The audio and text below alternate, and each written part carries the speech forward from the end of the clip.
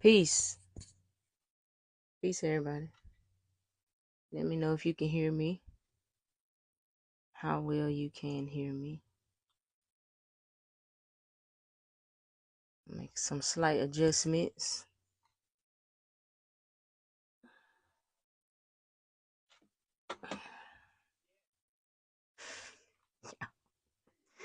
Yo, OJ is crazy.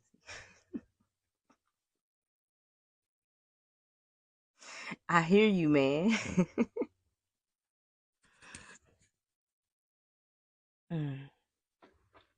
Okay, y'all can hear me good? All right, loud and clear. Loud and clear, loud and clear. All right, all right, all right. Let's talk briefly with y'all. Just a little bit. Just a little bit. Y'all know I like to share, very highly spiritual concepts via movie and TV, uh, stories, because they're very symbolic. And that's pretty much what everything is really all about, symbolism. So, the movie we talking about tonight, we kind of come accustomed to doing this on our Fridays. We discussing a movie, or at least spiritual concepts that we can find within a movie. So tonight's particular movie is the movie Powder, right? So I don't know if y'all familiar with this movie, but it came out in 95. And for some reason, I just really wanted to watch it.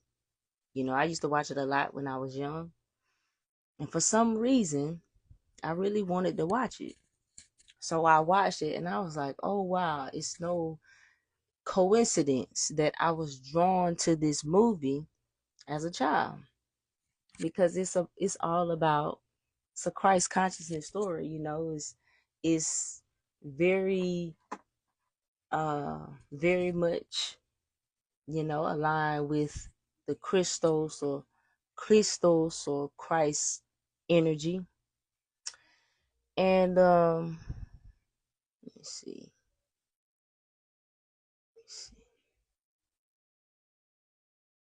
So we're gonna talk about it. All right. So I ain't gonna hold y'all too long tonight. It is a Friday night. I ain't gonna keep y'all too long, but we're gonna briefly kind of discuss that a little bit.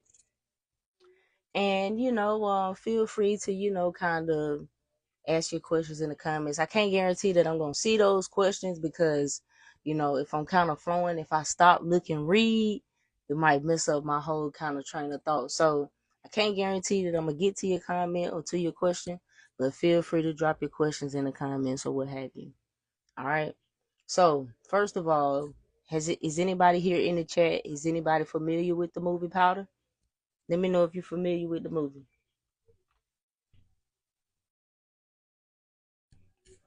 Let me know if you're familiar with it. Let's see.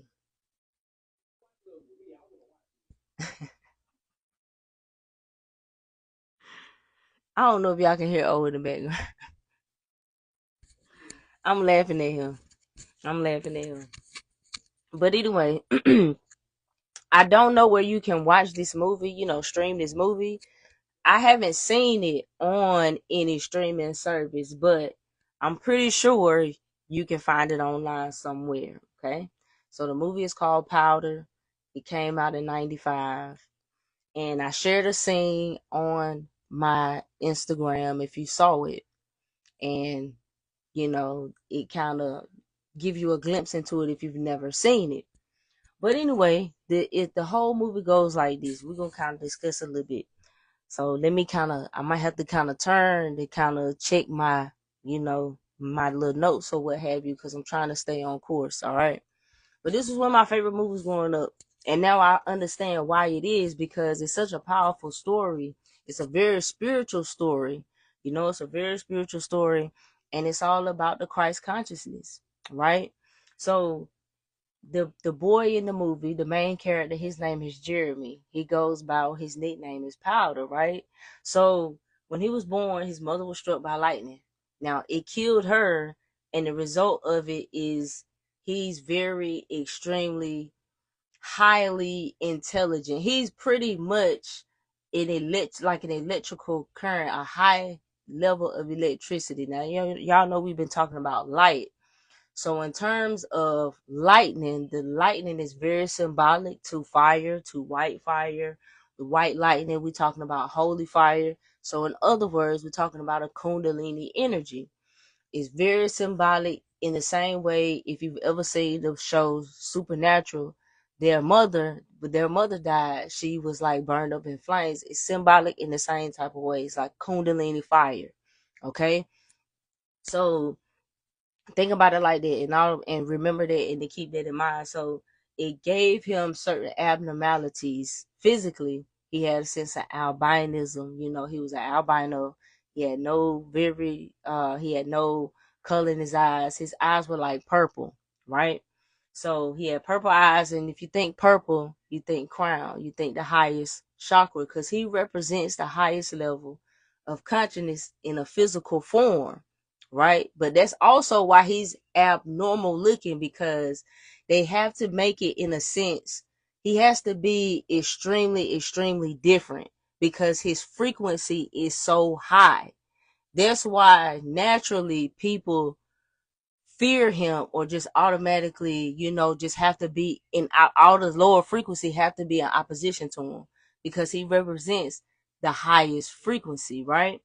So it gave him those type of abnormalities, and even as a baby, it was able to read. They were reading his brain waves, and you could see it was off the charts because he was just extremely gifted. But of course they didn't notice at this time, right? But anyway, in terms of experiences, everything that the mother experiences, a child experiences in the womb.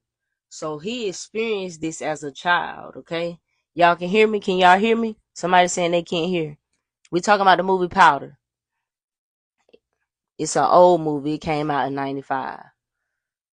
All right, so let me kind of shift my camera. That might help. Here's what I'm gonna do. Let me turn my camera. Hold on, y'all.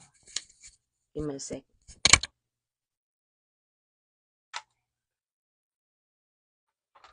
Let me shift. Let me turn. Let me turn.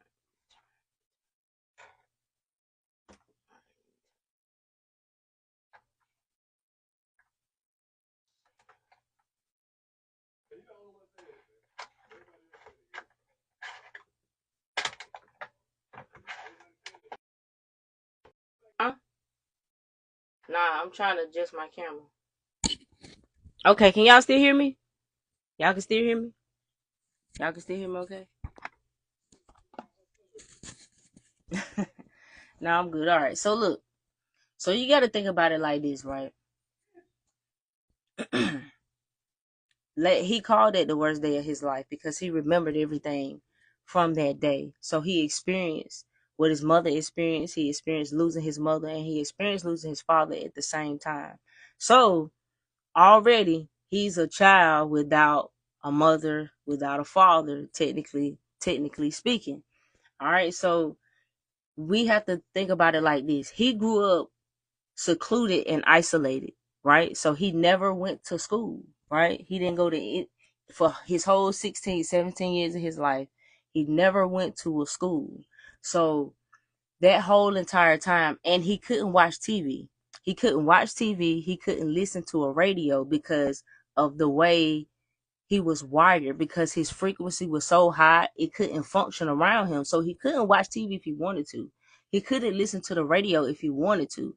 So therefore, there was no programming, meaning there's no, in the clip that I shared, he talks about there's a spot that everybody's been taught that they're separate. What that's referring to is the indoctrination. It's the programming, the hijacking in of our minds that we get when we plug into society. Because we all been to school, we've all been taught the conditions of society, everything that we have to do to be considered successful, to be considered acceptable, all of those things. He was never a part of any of those things. Okay, so this whole time he only grew up learning based off what he read in books. So everything that he referred to was only an idea to him. They asked him about school. Well, I read about it in books. but he never got to experience it. Okay, so think about this now.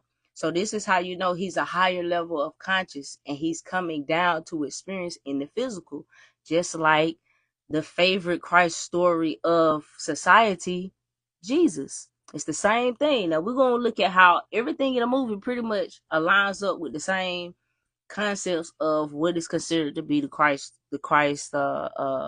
story, and how the Christ consciousness and its connection to the chakras. So his grandfather had to pass away, right?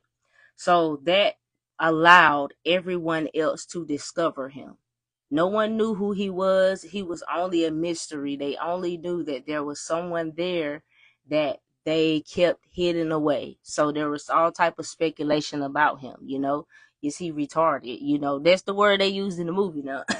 Not to be, because how it is today, but or is he deformed or something like that? But it was because they just kept him hidden away. But it's because of the way he looked. But it's deeper than his looks. Like I said, it's because of his frequency. It's because his frequency is really just so high. It's almost like an alien, so to speak. We gonna make the connection, right? So of course that's why he has to really look different, because you got to drive it home in terms of penetrating the idea of the symbolism. Okay, but he's so light like that is because he's representing light. He's representing that light frequency, or high light, being a higher light being or higher frequency being. So light is information, right? So that's why he's pretty much like a genius, why his brain works better than any other human they've ever seen ever before, because he's pretty much a higher light being in a body. Basically, that's what he's representing, just like Christ, right? So he's a genius, using the highest capacity of his brain beyond anything that they've ever seen, right? So the different people in the movie also represent the chakras too, or different aspects, depending on how you look at it. So the woman who he brought out who the sheriff got to come and bring him out, Jessie, she's like the throat chakra. Okay.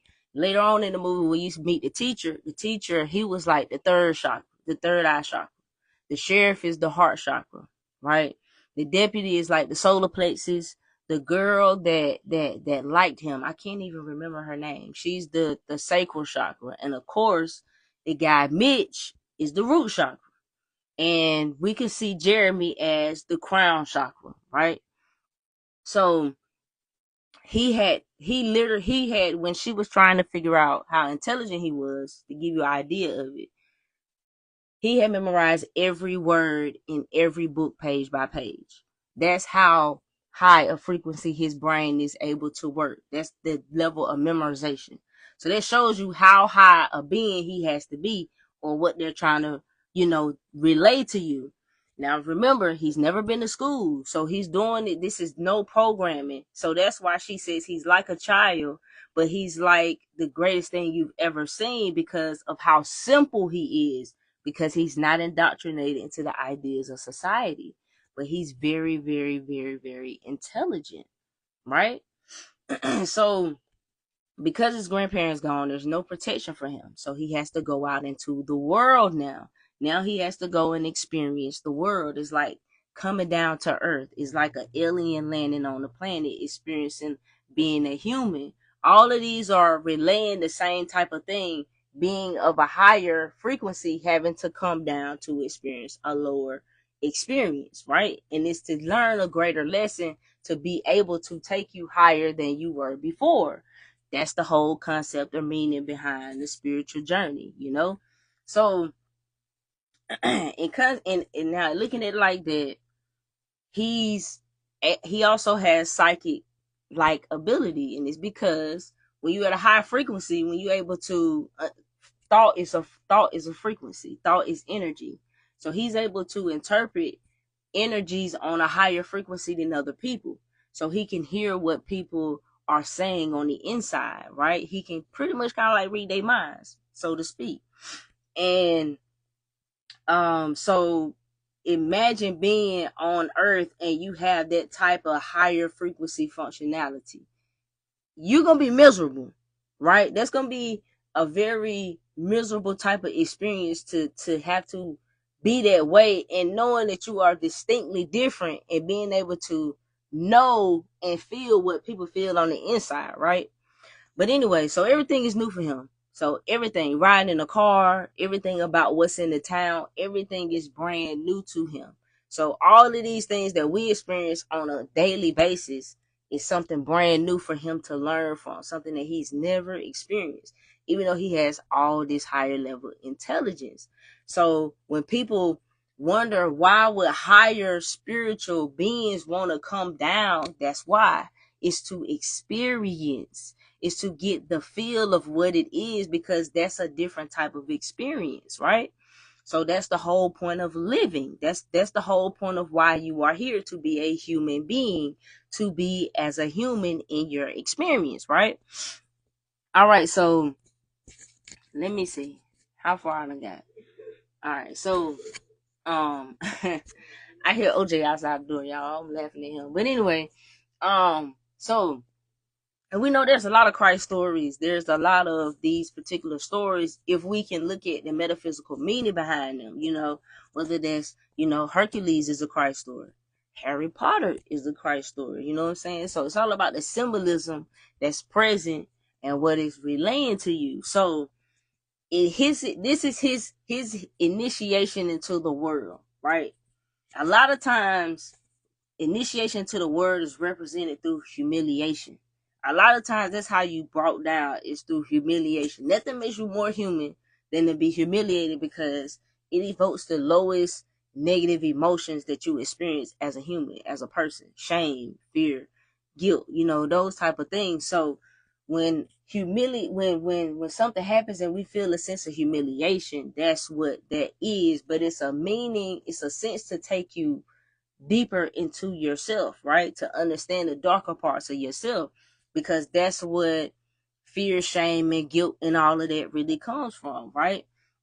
So on his first day in the cafeteria, they wanna make him wear his spoon, right? So they tell him that he got to put his spoon on his nose. Now instead of him doing it, Christ performed miracles, right? In a sense, right? Which meaning, in a sense, doing things beyond basic human understanding, if we keeping it in simplistic terms, right? So instead of doing that, he takes it a step further, and he take the spoon and he make it like a magnet, right? He make it like a magnet, and he makes every piece of the silverware magnetized to it. And it's something can't nobody in there do. And so it's like, a lot of times, like, you might experience being able to do things that other people can't really do when you don't really know how you do it. And instead of being getting the praise for it or something like that, you get the opposite type of reaction. And that's really what happened. You know what I'm saying? It was like, it made it worse for him. It made it worse for him, because people fear what they don't understand. We already know that. People fear what they don't understand. So even when he go to school on his first day in the science class, we see the Jacob's ladder experiment, which displays electricity. And what happened to him? He just, all of a sudden, he started to draw all of the electricity in him. And that's why the science teacher, I forgot the dude name. Shut up, OJ. I forgot the dude name. They played in Jurassic Park, right? But he played in Jurassic Park. He was on Independence Day, but he was the science teacher, and he was literally teaching about electricity. So everything that he was saying was about Jeremy, honestly and truly, in a way. So the movie is sublaying to you what's really happening with him. So he's teaching all about those things, and he's picking up on these electrical impulses. He's able to pick up on all of these things around him all the time. But anyway, he starts to draw all of the electricity in him. And that's how he woke the teacher up. That's why he's the third eye. He woke the teacher up, because when he fell down and when he touched him and when he gave him that surge of electricity, and the hairs rose up on him, that was him waking him up. He sent him a surge of light, right? So yeah, he was in the movie In the Fly. This a real old one. Jeff Goldblum, that is his name. That's his name, Jeff Goldblum. That's right, that's his name. So that's how the teacher figured out everything about who he was. He could understand everything about who he was. He was like, he's electrolysis, simply meaning basically he was like an electric current. That's why he couldn't grow no hair. So we all are electrical. We know we all have electrical magnetic fields, but imagine to the highest capacity. If we could function to the high, everything we talk about with your chakras, raising up your chakras, your kundalini rising, being a higher dimensional being, with people saying 5D, everything that people are saying, that's what that would be displayed. That's what they're trying to show you as what it would be. Okay. So the teacher is the third eye. So it was a sense of awakening him. And if you really notice too, he's healing all these chakras.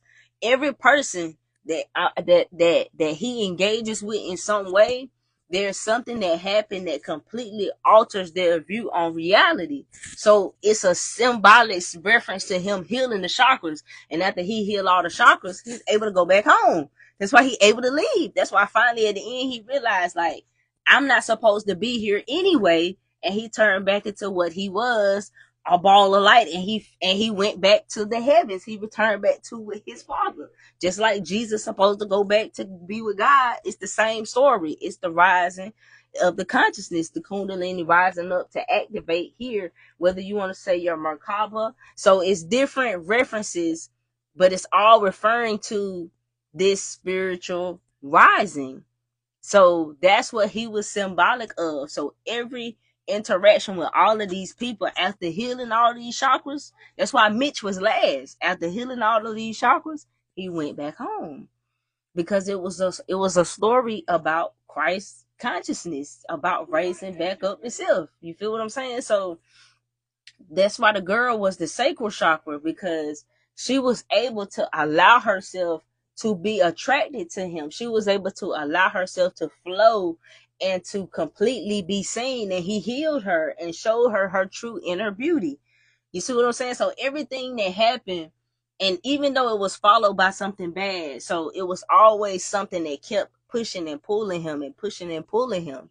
And that was what ultimately brought him to the realization of, I'm really not supposed to be here anyway. You know what I mean? But to get back to it, to look more deeper into the movie, right? So we can drive it all the way, right? When we see when he's brought back to the school, they tell him about his IQ test, that he tested off the chart higher than anybody they've ever seen. But they talking to him like he's a child. And like I said, it's because he does not have a programmed mind. So he does not respond to things the way that typical people would, because he's not, he's pretty much a child in those references. So of course it's hard for them to even believe that he's able to be this intelligent, that he's really this type of genius, when he's not able to say these. Because they was like, do you understand what I'm saying? And he's like, if you really thought I was a genius, would you really ask me if I understood what you were saying? So it's almost like I said before, like he's an alien. But you notice that as he engages more and more with humanity, he gets more and more into his negative side. And when he gets into his negative, or when he gets into his negative emotion of anger, he begins to, you see the pole shift, because it's almost like a magnet, right? So he starts to pull things towards him. He like blow out lights and all type of stuff like that. So his energy goes off the chart. So every time he engages more with the system, it's teaching him more and more why he don't like humanity. That's why you continue to battle in yourself. That's why you battle within yourself, between your highs and your lows, because it's a part of you that don't like it, that doesn't like the things about humanity, that makes you feel enraged, that brings you to a sense of anger, because you know and you understand that it's almost like it's trying to destroy you. But in the same sense, there's things about it that's beautiful. There's people about it that you can interact with, that can bring the beauty of life out.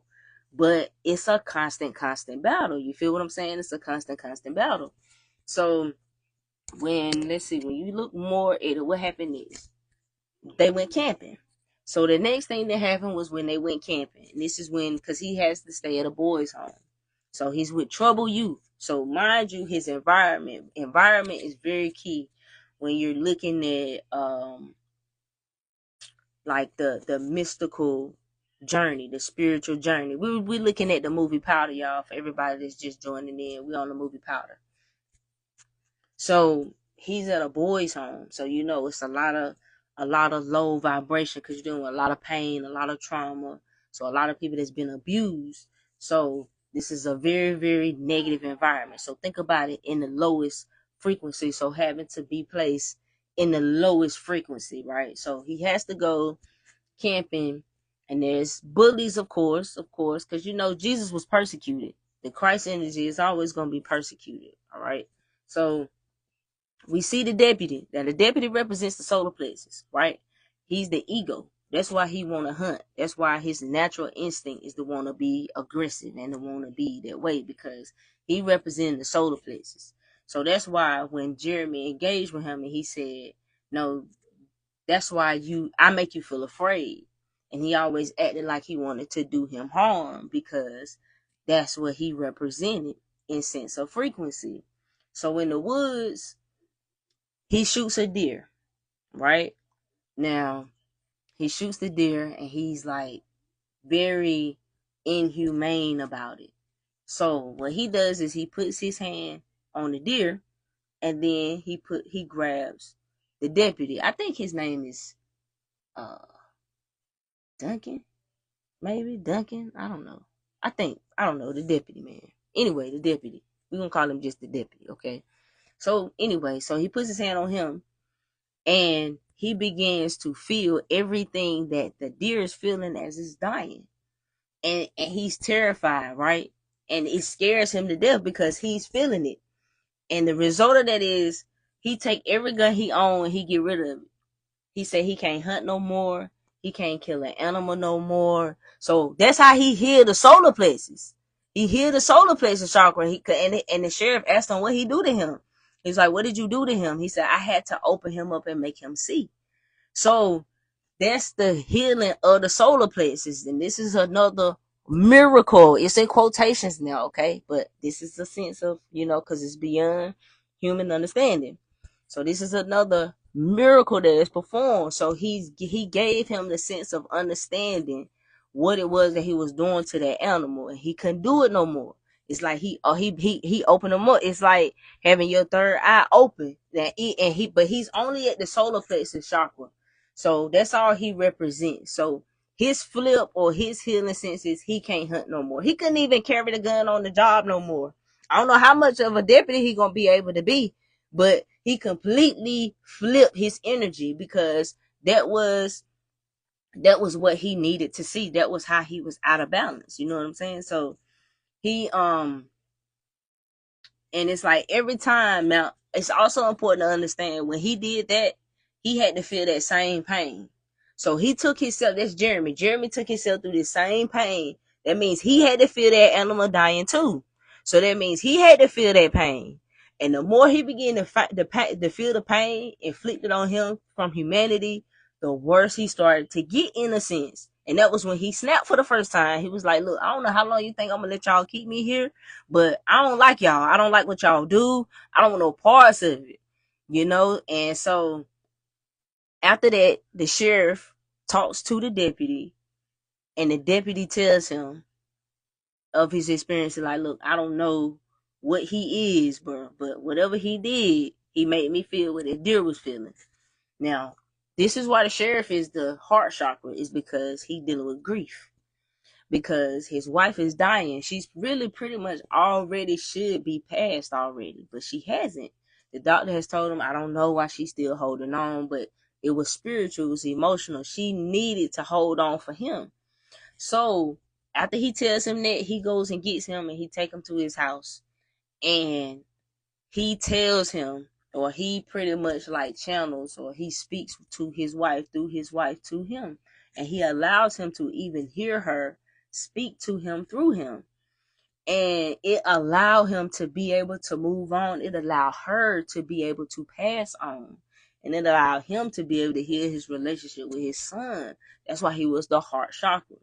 So everything that went on with the sheriff was the heart chakra. So that was him healing the heart chakra. And in that same sense, everything that he saw and dealt with in that, everything that Jeremy is going through, the healing of other people, is still teaching and healing him too. It's teaching him everything he still needs to know so he can go back. This is the same thing with us. Like, even though we have the knowledge, we gain the wisdom and all that, everything that we're going through still while we are here is still necessary lessons we have to learn in order to grow on our soul journey. So it's never pointless. It's never pointless in anything that you do. Right? So everything with that's the heart chakra. Now that's pretty much like the third miracle that he performed. That's the third miracle. So after that, this is when you see the scene that I shared, which is at the fair with the girl. And from there, that's when he heals her. He shows her how beautiful she is from the inside. And he allows her to be, he becomes intimate with her. That was his sense of intimacy as a human being, because he connected with her and they kissed, and she he felt a sense of intimacy and affection that he never felt before. That was an experience that he never felt, that he needed to experience. That was something that he needed, right? But then what happened? He had to go through another sense of humiliation because of the whole thing that happened with her dad.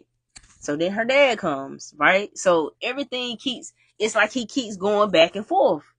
It's a back and forth between the highs and the lows, man, of your experiences as a human. We talking about the movie Powder for everybody just coming in, y'all. The movie Powder. So after that, I believe he meets the teacher. The teacher comes and talks to him. And this is after he dealt with all of that from her dad, calling him a freak and all this other type of stuff. He's a weirdo and all this. So the teacher comes and he, tells him how special he is, pretty much, right? And he embraces him in a sense of nurturing. What's up, Flock?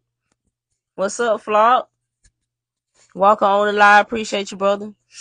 So, but the teacher gave him something he never got before, man. Could you imagine? He said that his grandparents were afraid to touch him. Now, mind you, he had memories all his life. He's always been able to understand everything going on around him. So imagine growing up and the people around you are afraid to touch you. Imagine never being touched. Imagine never feeling like somebody loved you. Just for, imagine that. So he had to suffer through that. He had to experience that. That's why this is like the Christ story. Yeah, on Powder. This is why he suffered like that. And so the teacher recognized it and he was able to embrace him, and he just touched him. He just gave him nurturing from a loving perspective of nothing's wrong with you. So he's experiencing the highs and the lows. And he does decide he want to leave, right? So when he tries to leave, this is the very final stage, because he has to confront Mitch. And Mitch is the lowest, he represents the root chakra. He represents the root chakra because everything about him was from the trauma, from abuse. And it came out when they had their confrontation. So when he touched him, he was able to see his abuse from his youth. And because he's the lower self, he wasn't ready to confront that. So instead, he confronted Jeremy instead, and he humiliated him and he brought him to his lowest. And in that sense, that's when he fought back for the first time, and he hurt him.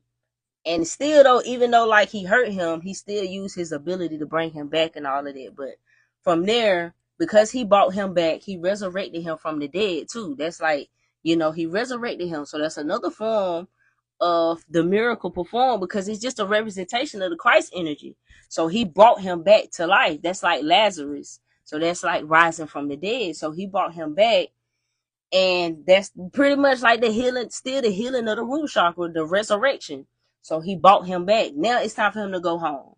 Now he want to go home. He's able to go back home. He goes home.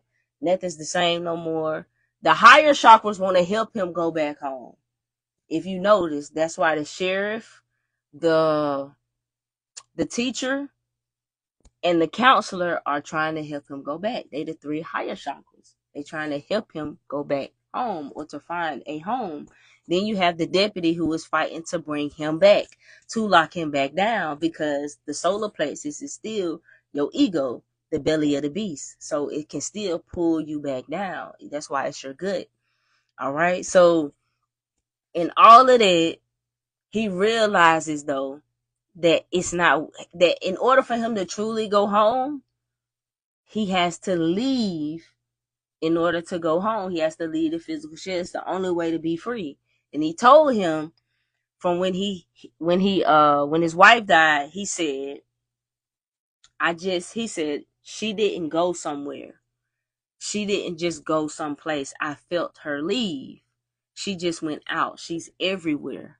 So everything that he went through, everything that he experienced with them, the good and the bad sides of it all, showed him or brought him to what it was he truly was destined to be. That's why he couldn't stay on earth. That's why he had to leave. That's why he had to go back. It's the representing of the newer life, the next life, or the rebirth, or the transcending of the physical to the spiritual. That's why it's a Christ story. So the whole thing about it, represents the Christ energy, the rising of the Christ, even down to the symbolism of his mother being struck by the lightning, saying, that's the white fire, the Kundalini fire, the serpentine fire. So it's all a Kundalini story. It's all a chakra story. It's the rising of the consciousness. But I said I wasn't gonna keep y'all too long. I just wanted to, keep this energy going that we do on every Friday when we build on a movie. And this one was kind of a lot of people was surprisingly connected with the movie. So I was like, hey, why not? So let me see. Before we do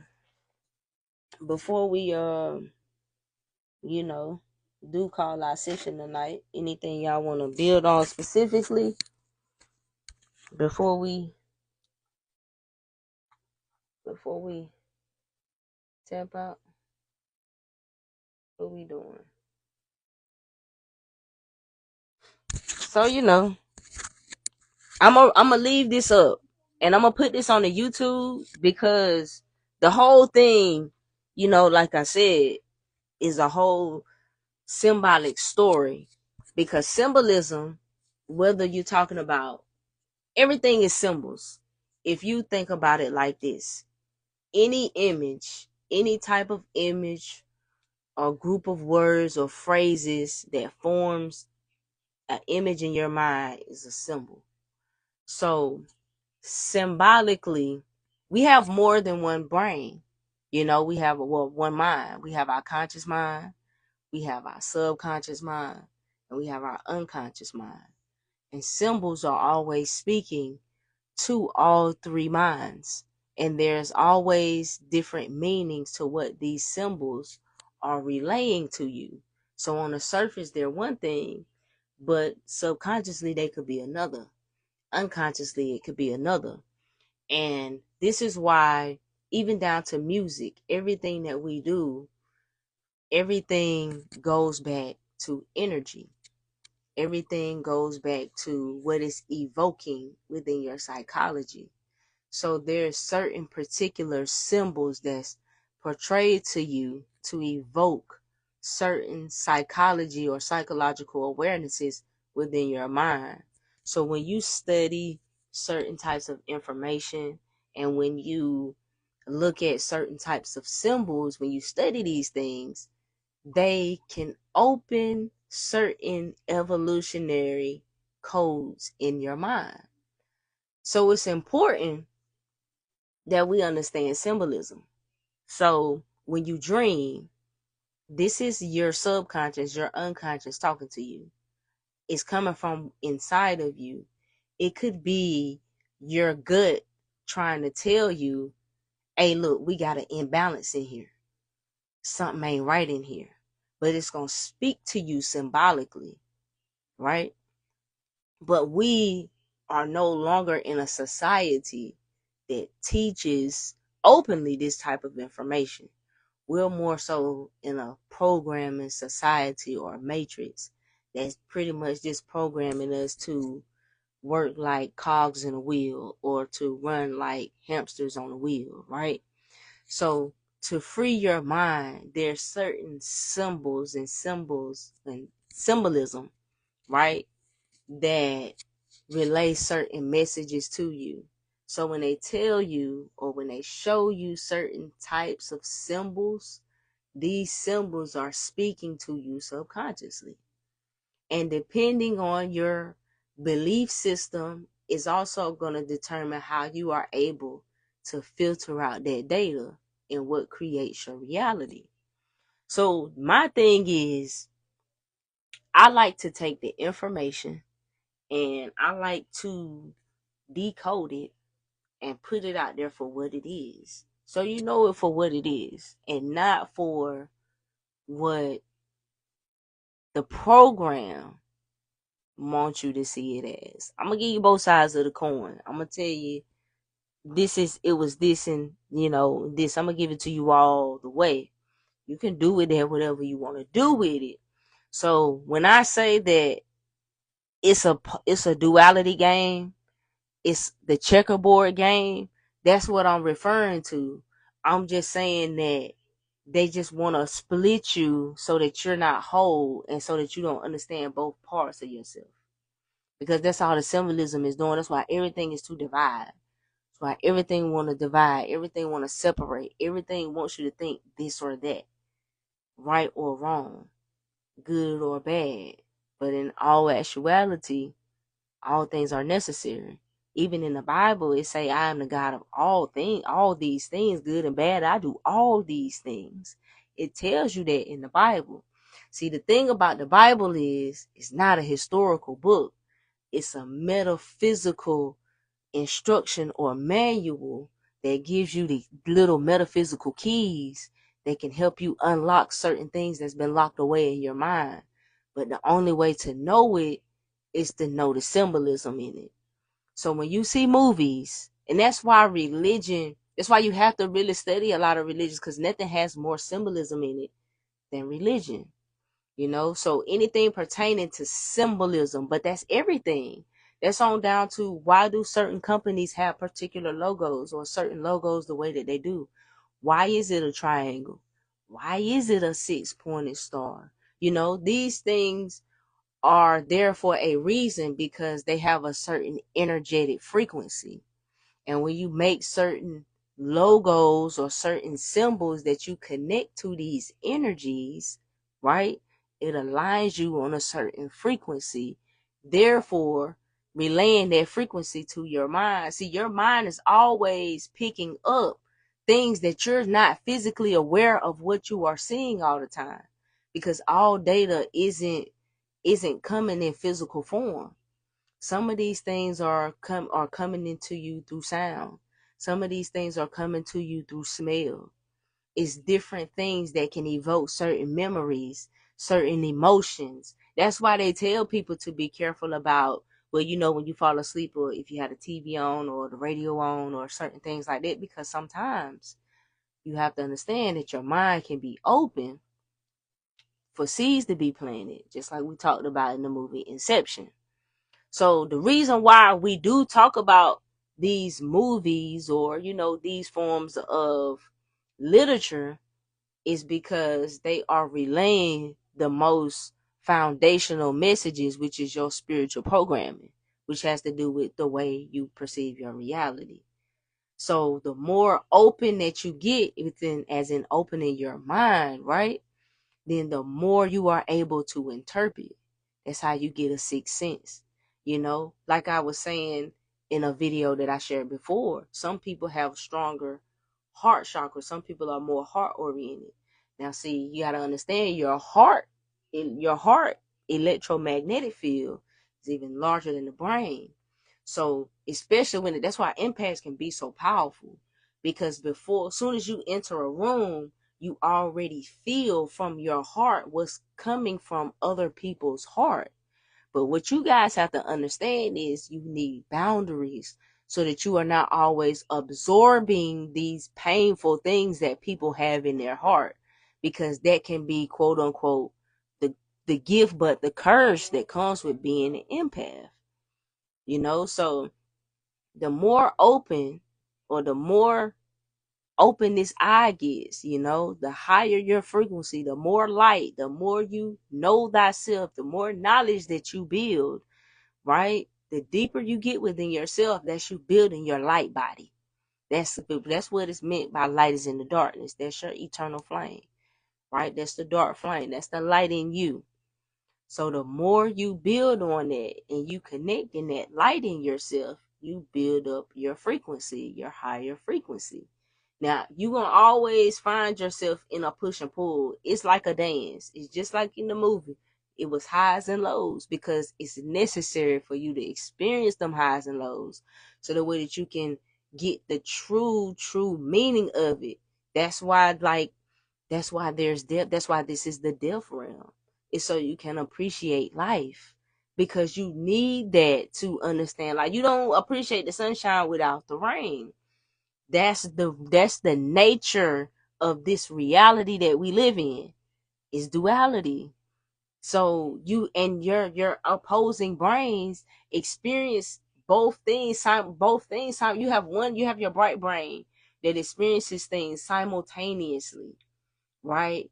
Your right brain experiencing sense from things from innate knowledge, and then you have your left brain. You have your logic brain. You have your things that's more time, more linear. See, we live in a society that feeds that particular brain. That's why it's so hard for us to understand higher spiritual concepts. It's because we've deprived this side. We've pretty much been taught that this side is bad. You ever wonder why Catholic schools would be against? You ever heard old teachings from Catholic schools where they were against you being left-handed? You had to write with your right. You had to be right-handed. Why is that? Because left-handed indicates a more dominant right brain, because a right brain would indicate a more creative brain, would indicate a more use of that darker, quote unquote darker, right? That darker energy, which draws from the innate intelligence, which draws from the psychic mind. So this society, the Western society, suppresses that nature, and it's all about the logic brain. So you gotta think about it. School and all of that is modern. That's recent. They didn't have school in no ancient times in the way we have school today. That's actually the modern way in the way we do things today. So you got to think about it. If you naturally want to program everybody to be one way, what do? You create institutions to program them to be one way. That's when you symbolically see everybody in the matrix. You see all of the people jacked in. That's the symbology of it, because everybody's plugged into the same program and the same nature. That was the point of creating the school systems, was we're gonna make them smart, but not that smart, just smart enough, just smart in what we want them to be smart in. But see, you wouldn't necessarily know that unless you do your due diligence and do your research. But it would require one to have the light, for one to be open, for one to have the third eye. That's why your third eye is looked down on, because it's the flame, it's the light bearer, it's the rebel, it's the revolutionary mind, which means you're going to question. So the minute you begin to question, you're going to bring down the house of cards, because you realize all the falseness in what it's showing you and what it is. So, it's all of these things. That's the whole point of it. So everything we've been given, everything that we watch has symbolism to it. So it's speaking to another part of your intelligence, the part of you that creates your reality. So when people say it don't matter, maybe they just don't understand.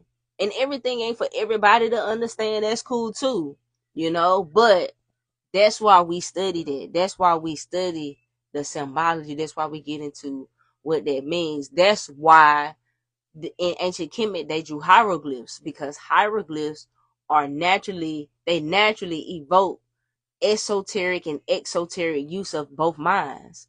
When you looking at hieroglyphs, that's why they made hieroglyphs the way that they did, because of the higher understanding, the science behind who and what we truly are and what's within us. So, you know, but in a, that's pretty much, that pretty much wraps up everything we're gonna talk about for the night in terms of the Christ consciousness, the Christos, that myth, that whole mythos, and that whole mythology, and that whole spiritual understanding of what it is. But I'm going to keep this live. I am going to save this live. I'm gonna put it on the YouTube.